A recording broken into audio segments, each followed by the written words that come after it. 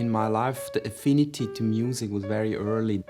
Just playing with things and drumming on cups, on tables, which actually my mother told me that this was very early happening.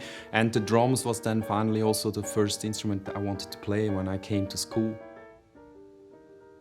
My parents' household was more like hip in that time, you know, going to these parties, listen to Stan Getz and Miles Davis and all of that stuff, but also rock music and Rolling Stones and things like that. So there was no judgment about this music is good or bad, or this is pop. Classical music has more value, or also the opposite, classical music is boring. Pop is the thing now. So I never heard that, actually. This attitude was for me very valuable to just hear so much music. Something I love about him is how he doesn't decide what he likes in advance. He just listens, and then it turns out he likes a lot of stuff. You know, he's just like a very open-minded musician. There's no sort of parent, really, to his music, because the music comes from 3 or 4 key sources. Gamelan, obviously. Minimalism, obviously, most particularly Steve Reich, and of course, classical music.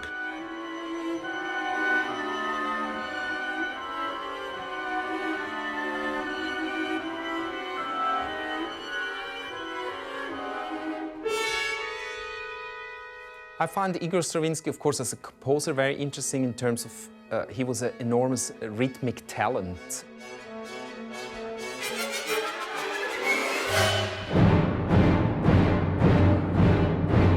He was, for me, the first modular composer because he could adapt parts, prolong them, shorten them.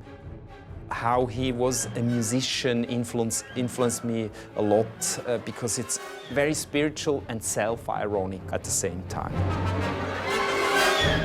Stravinsky is a great example of a composer who likes to really disrupt your expectations of hearing things in groups of 3s and 4s. The Rite of Spring, for example, is almost impossible to play because there are these cross rhythms going on across the orchestra.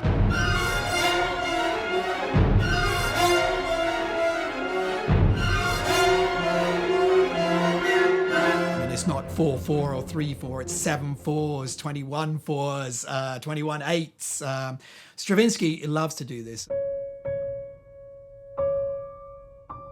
Morten Feldman is also a modular composer, maybe one of the successors of Stravinsky. He avoids groove in a way, but I feel and hear groove in his music, although he works so much on also how the note ends.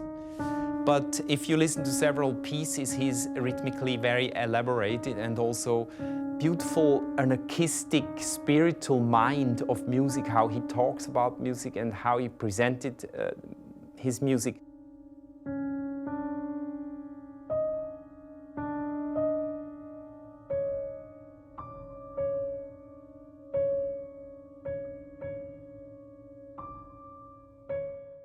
So I studied classical music with that kind of subtlety and focus and precision, also in terms of composing. On the other hand, I studied clearly jazz. Started with about 8 years when I saw a young kid playing some boogie-woogies on a piano. I remember that. I saw him playing that through a door and a bunch of people around him. And then I went home and told my mother, I want to learn this music, specifically no Twinkle, Twinkle, Little Star, but I want to learn this music. As a birthday present, my mother gave me the record by a German boogie-woogie player, Vince Weber. I hope my baby boogie make you climb a wall. Well, I hope my baby boogie make you climb a wall. Well, I told you, girl, I don't need nothing at all. Like a boogie machine gonna play all night and day. She looked for a teacher and he taught me in the first lesson like the blues system in a way. So the first boogie was very simple, like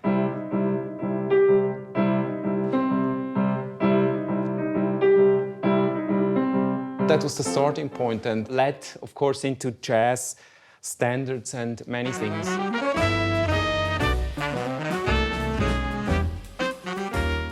beginning of the 80s. Zurich Music School said times are changing, so we need to have players who can play jazz, but we are not sure if this is a good thing, so we experiment with just one band. And then my teacher said, I have one because I have no others, they're all playing classical. So they kind of took me from the waiting list directly that I could play in that band. That's where I met Kaspar Rast on drums.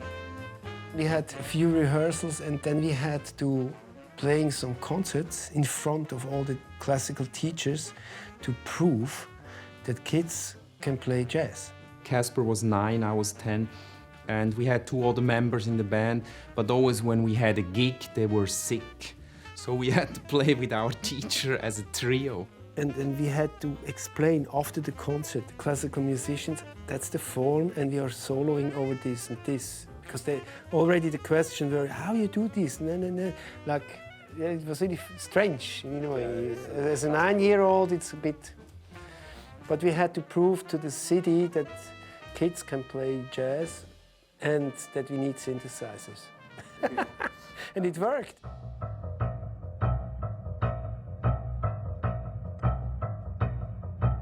Pianist Lenny Trisano I found always very inspiring. In my early career, a friend of mine showed me a piece called Turkish Mambo that is based on a 5 against 4 against 7.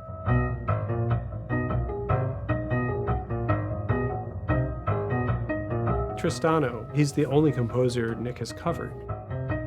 I was fascinated by Lenny Tristano for years because he would play these amazing improvisations that would sort of ride over the time and find its way back. This piece is inspiring, very interesting, recorded, and although Tristano is known as kind of cool jazz, cool bop pianist, he was conceptually an interesting figure for me, and he was rhythmically visionary. We have to be very careful when we create an own music that people not constantly hear sounds and stuff from somewhere else. Very quickly you get a victim of your role models. For me it was as important as to find my own language, my own affinity. It was to avoid stuff that quickly distracts from what I really want to say. We worked a lot on neutralizing all these influences, avoiding too obvious auras, to find then a known language. For example, a blue note, it just very quickly brings you into jazz, blues, which I love. But you're just in the jazz corner immediately, even if you develop it and it sounds different.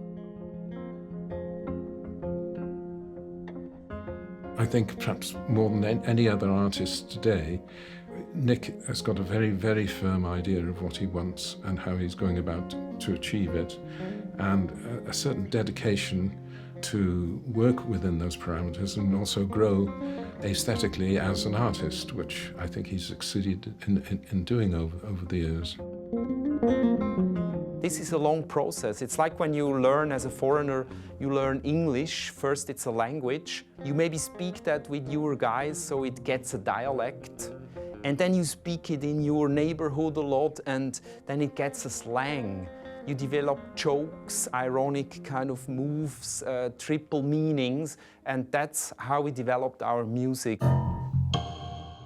Sometimes it's what you don't play.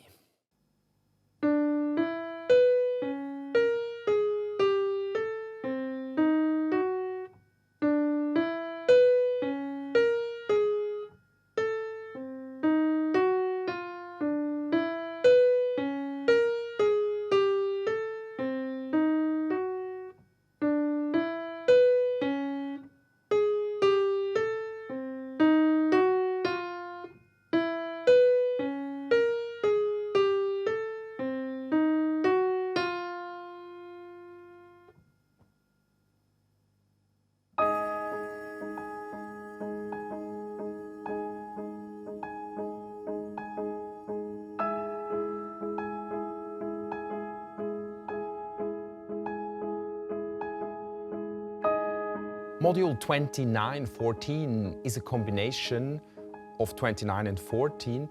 14 is an early piece that is in 7, and 29 was a very simple organized piece that actually has only different meters going against each other.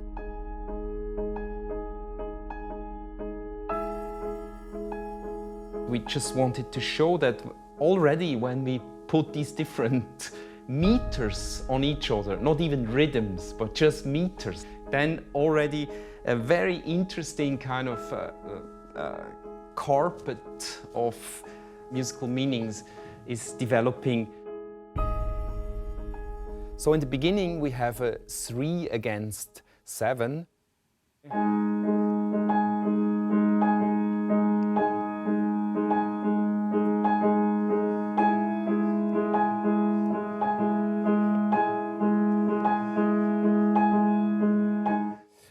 Then we have in the bass 5 against 4.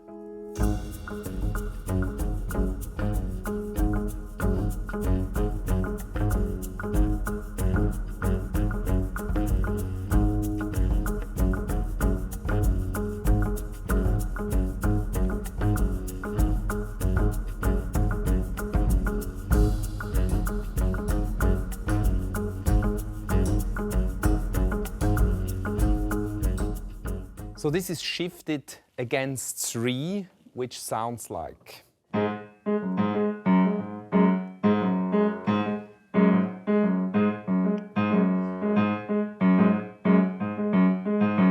Like 4 against 5, when I split it to 2 hands, like.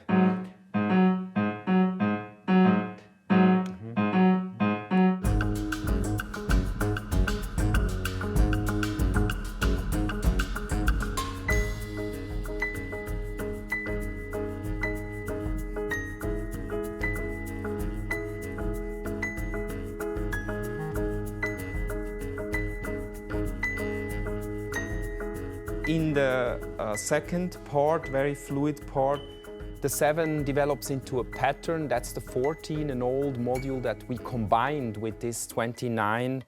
And the piano part is then 7 against 3.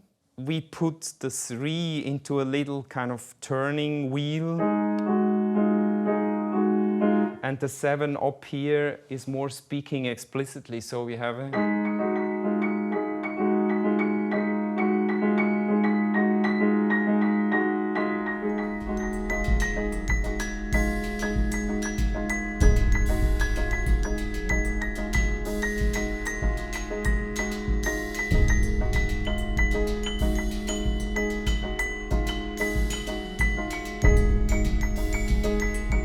The piece has not to be forced into a formal development. It happens by itself when the cycles are coming together again. So it just needs to be played very fluid and in the sense of the musical flow.